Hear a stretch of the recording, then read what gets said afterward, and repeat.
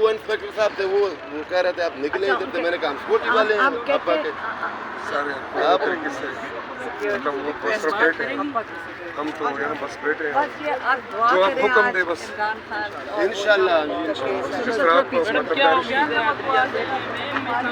बहुत उम्मीद है, बहुत उम्मीद है। खान साहब को रिलीफ मिल जाएगा। अब हम दुआ करें, हमें तो बहुत उम्मीद है क्योंकि केस जो कल सुना रहे थे हमारे जो लॉयर हैं सलमान सर, वो सारों को हमें जो सुन रहे थे और जो जजेस थे वो भी हैरान हो रहे थे कि कितना अहमकाना केस है, ना दफात लग सकती हैं जो लगा गई। आप सोच लें कि इमरान खान और शाह महमूद पे गद्दारी के चार्जेस हैं, ट्रीज़न के, और वो उनके ऊपर नहीं लगता, वो केस से समझ आ रहा था। और वो उन्होंने ये भी कह दिया कि जो अमेरिकन एम्बेसी के यहाँ के अमेरिकन एम्बेसी के लोग थे वो सुनाया गया, वो लिखा हुआ रिकॉर्ड पे है। ये जो विटनेस आए थे प्रोसिक्यूशन के विटनेस, उन्होंने कहा है कि अमेरिकन एम्बेसी ने कहा वाशिंगटन इस चीज़ पे खुश नहीं है, तो इसलिए ही लगता है कि ये केस किया गया है।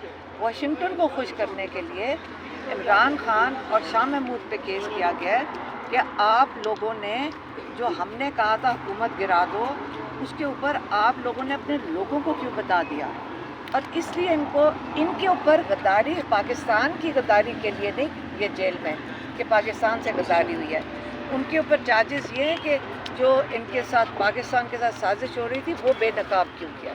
और ये चार्ज बनता नहीं कि हमारी अदालत इसको मंजूर करे। हमारी अदालत की तो जिम्मेदारी है कि अपने लोगों को तहफ़्फ़ुज़ दे। हम अपनी अदालत से उम्मीद रखते हैं कि अपने लोगों की ये पूरी तरह तहफ़्फ़ुज़ दे।